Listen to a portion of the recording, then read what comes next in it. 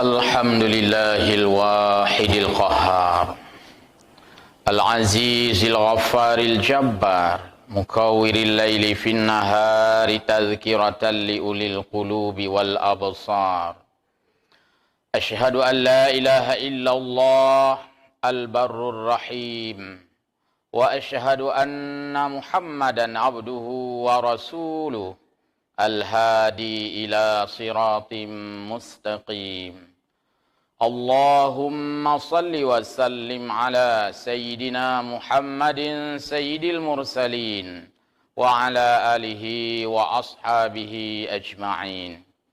Ayuhan nas, ittaqullah wal tanzur nafsum ma qaddamat lighad wattaqullah. Qala Allah subhanahu wa ta'ala A'udzu billahi minasy syaithanir rajim.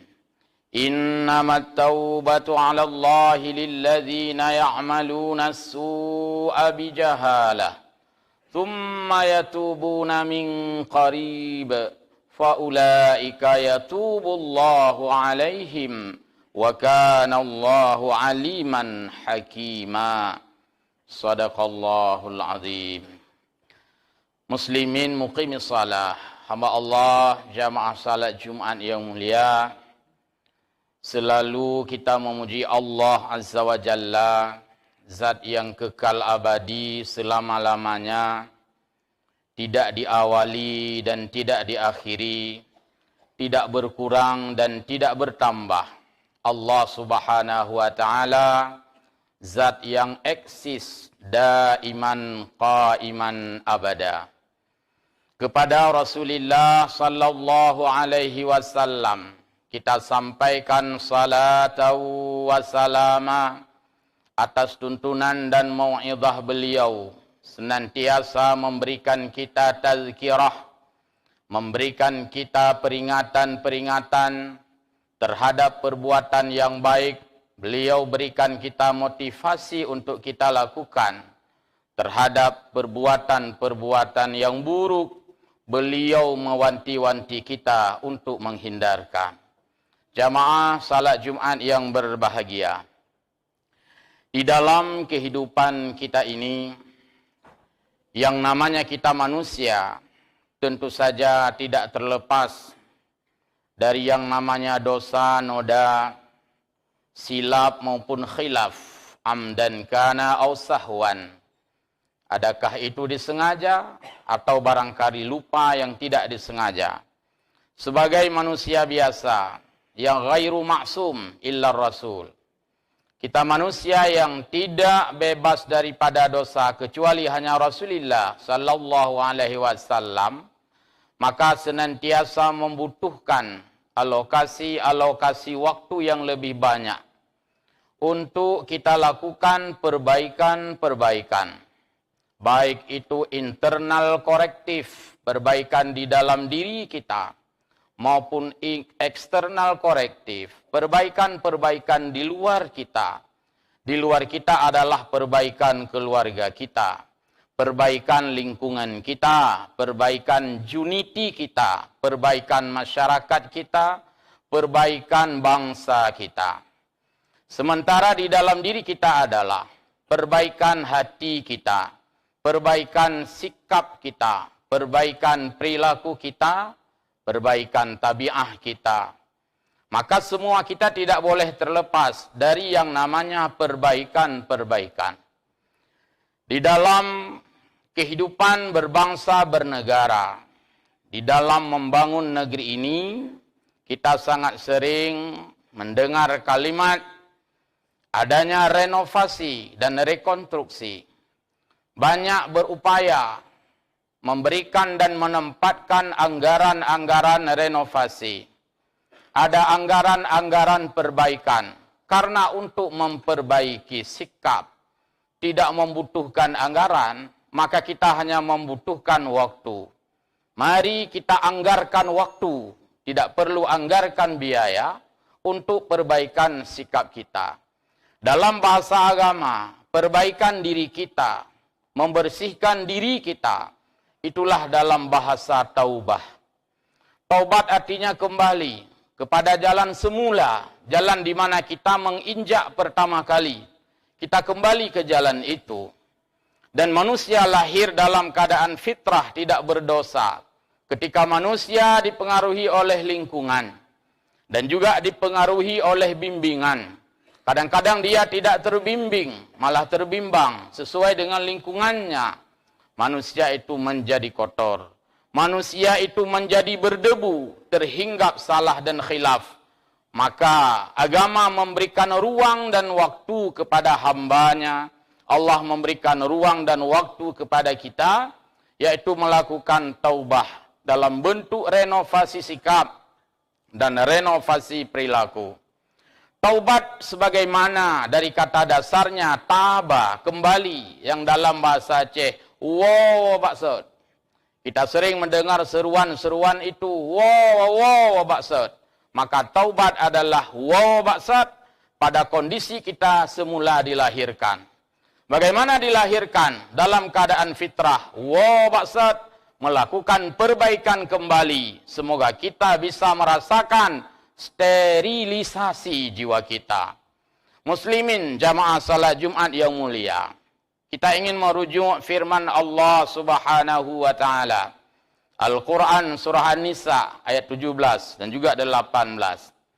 Innamat taubatu 'ala Allahi lilladzina ya'maluna su'a bijahalah. Hanya saja taubat di sisi Allah Subhanahu wa taala, yaitu taubat yang dilakukan oleh orang-orang yang mengerjakan su'a bijahalah. Orang-orang yang mengerjakan kejahatan, baik kejahatannya karena dia tidak mengetahui, atau kejahatannya barangkali terstruktur, atau kejahatannya barangkali terdidik, atau barangkali ada pendidikan untuk jahat, maka dalam bahasa agama dinamakan dengan bijahalah. Lihatlah dalam berbagai konteks tafsir para ulama, makna bijahalah. Bijahalah bukan buta huruf. Bijahalah bukan tidak bisa membaca. Justru bijahalah kadang-kadang kebanyakan huruf. Bijahalah kadang-kadang kebanyakan ilmu. Karena tidak diiringi dengan iman dan takwa. Ilmu binal, ilmu menjadi liar, terlepas daripada moralitas dan akhlak. Maka kalimat bijahalah bukan bermakna bodoh, dia tidak mengetahui, tetapi dia ingkar kepada Allah Subhanahu wa taala. Bijahalah bukan hanya pada orang-orang yang tidak sekolah. Bijahalah melekat pada orang-orang sekolah. Bijahalah bukan hanya pada orang-orang yang tidak berpendidikan. Bijahalah juga melekat pada orang-orang yang berpendidikan. Bijahalah adalah lintas keadaan. Siapapun dia berpotensi melakukan jahalah. Maka jahalah ini merupakan perbuatan yang melanggar, menentang, bahkan dalam tanda kutip beraninya dengan Allah Subhanahu wa taala. Tetapi Allah Ar-Rahman, Allah Ar-Rahim, Allah Maha Kasih Sayang dan menyayangi kita hambanya, berapapun dan betapapun hambanya ini berbuat kesalahan, maka Allah memberikan peluang untuk kita memperbaiki kembali, untuk kita renovasi kembali, bahkan rekonstruksi kembali sikap dan moralitas kita. Allah berikan peluang untuk bertaubat. Jamaah sekalian yang berbahagia, bertaubat adalah upaya manusia ini untuk mengembalikan dia kepada manusia yang layaknya memang betul-betul sebagai manusia. Manusia dijadikan oleh Allah sebagai penghuni bumi, bahkan sebagai khalifatullahi fil ard, pengayom, pengampu, pengelola, pemanage bumi ini. Maka karena itu manusia, karena pergaulannya kah, boleh jadi karena sistemnya kah, plus karena serakahnya lah terhadap berbagai pelanggaran-pelanggaran, hingga ia melakukan pelanggaran terhadap aturan-aturan Allah, maka ini masuk dalam perangkap bijahalah. Allah Subhanahu wa taala sebagai zat yang Ar-Rahman memberikan peluang kepada hambanya untuk bertaubat. Maka perbuatan jahalah sekalipun yang segiannya andainya itu adalah kita manusia sudah tidak mampu memaafkan, tetapi Allah Subhanahu wa taala berkenan memaafkan dosa-dosa hambanya. Tetapi manusia berupaya berikhtiar untuk melakukan taubah kepada Allah Subhanahu wa taala. Summa yatubuna min qarib. Orang-orang yang melakukan pelanggaran, apakah pelanggaran itu anarkisme, apakah pelanggaran itu brutalisme, apakah pelanggaran itu sadisme dan sebagainya, Allah Subhanahu wa taala memberikan peluang taubat karena Allah bersifat openness. Allah terbuka dengan hambanya. Wahai hambaku, tubu ilallahi taubatan nasuha. Taubatlah kepada Allah Subhanahu wa taala karena pintu taubat Allah buka. Durasi taubat yang diberikan oleh Allah, fayatubuna min qarib. Asalkan mereka taubat kepada Allah di dalam tempo yang segera. Tempo segera ini di dalam tafsir-tafsir dijelaskan selama hambanya itu qablal mamat, sebelum ajal menjemput kita, sebelum kematian tiba, masih dihitung qarib, masih dihitung dalam tempo yang segera. Walaupun kita memiliki dosa-dosa di waktu muda, kesadaran timbul di waktu-waktu sudah tua, berselang durasi hingga 40, 50, 60 tahun sekalipun, Allah menghitungnya qarib. Allah menghitungnya itu adalah tempo yang segera. Maka makna qarib, tempo segera, selama manusia itu belum dijemput ajalnya oleh Allah Subhanahu wa taala, walaupun dalam hitungan nominal tahun masih dianggap itu qarib. Begitulah kemurahan Allah Subhanahu wa taala. Amma Allah muslimin jamaah salat Jumat yang berbahagia. Ayat ke-18 Allah sebutkan berkaitan dengan lawan kata daripada orang-orang yang diterima taubat, yaitu tidak diterima taubat.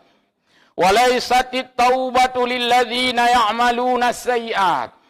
Dan Allah tidak menerima taubat, tidak berkenan menerima taubat. Allah anggap sudah expired, sudah melampaui tempo yang ditentukan, sudah di luar daripada ranah qarib, di luar daripada waktu yang singkat, yaitu orang-orang yang bertaubat ketika idza hadara ahadahumul maut, ketika malaikat mencabut nyawanya. Dalam konteks bahasa agama, ghargharah.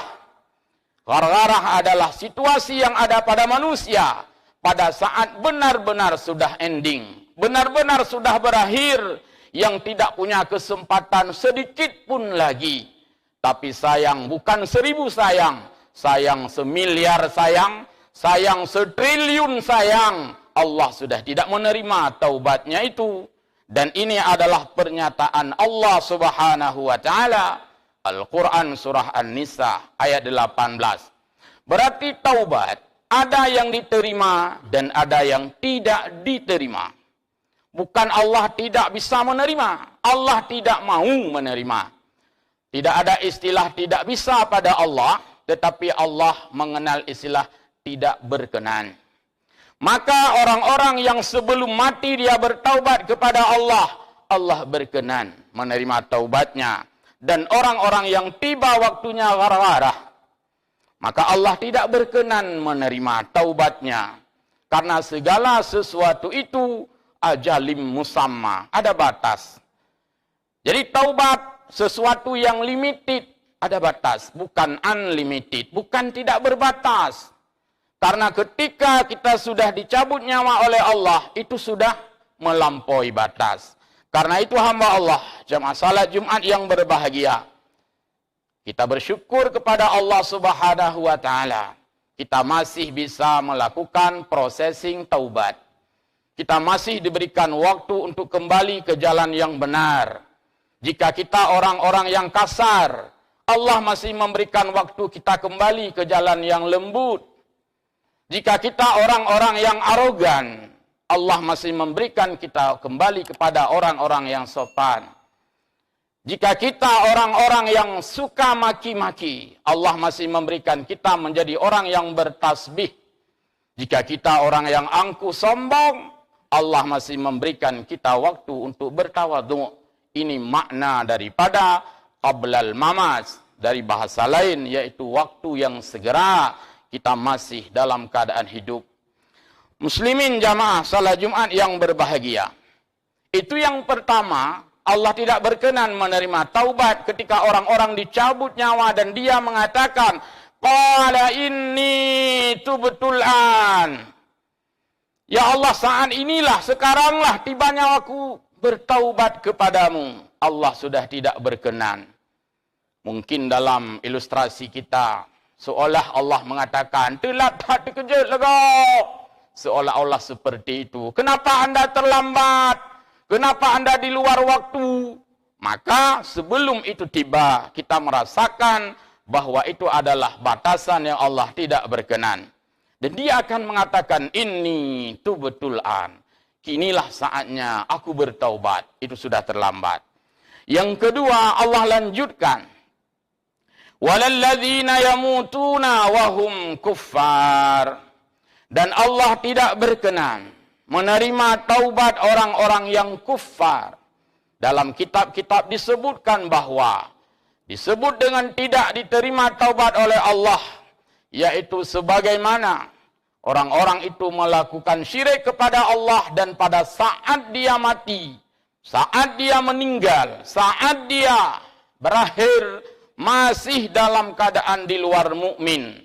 Sesuai dengan firman Allah Subhanahu wa taala, yaitu di mana Allah Subhanahu wa taala la yaghfiru ay yushraka bi wa yaghfiru ma duna dzalik. Allah tidak mengampuni.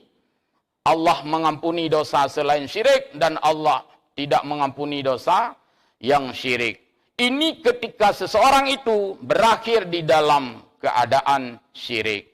Maka taubat yang kedua yang tidak diterima adalah taubat orang-orang yang mati padahal matinya dalam keadaan kuffar. Maka Allah berpesan di dalam ayat yang lain, wala tamutunna illa wa antum muslimun. Janganlah kamu mati kecuali dalam keadaan muslim.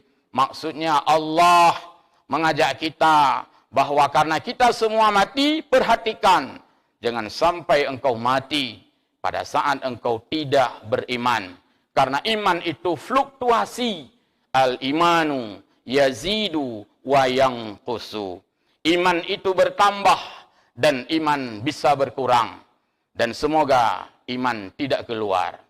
Bukan hanya ada kita mengenal istilah dalam keuangan, dalam perbankan, ada fluktuasi. Tetapi kualitas dan mutu iman kita pun mengenal istilahnya fluktuasi. Semoga kondisi fluktuasi iman kita selalu berada di dalam keadaan full iman. Hamba Allah, muslimin, jamaah salat Jumat yang berbahagia. Ampunan Allah Subhanahu wa taala adalah kebutuhan melampaui kebutuhan yang lainnya. Kalau dulu kita belajar ilmu ekonomi, maka disebutkan bahwa kebutuhan utama manusia adalah ada makan, ada pangan, ada pakaian, ada sandang, ada tempat tinggal, ada papan.